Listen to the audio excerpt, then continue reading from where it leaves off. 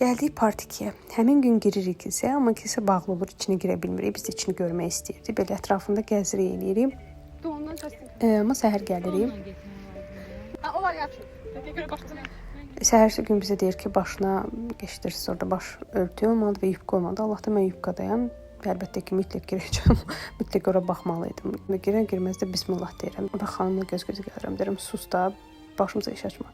Nə bismillahın yeridir. Rəsmlər falan çox gözəldir. Bir sənət əsərdir. Ona görə daha maraqlıdır. Mənə bunlar da iCloud-dan indirilmir. Bu qədər bəsinizdir. 1888-də tikilib kilsə və hal-hazırda fəaliyyətdədir. Öz aramızda bu kostyumka mənə çox qəşəng qaldı. Qara rəng ümumiyyətlə mənə yaraşır. Nəysə, vedalaşıram o ilə də. Gedirəm. Burada da danışıram, amma mikrofonu təzə almışdım. Mikrofonu taxmamışam düzgün.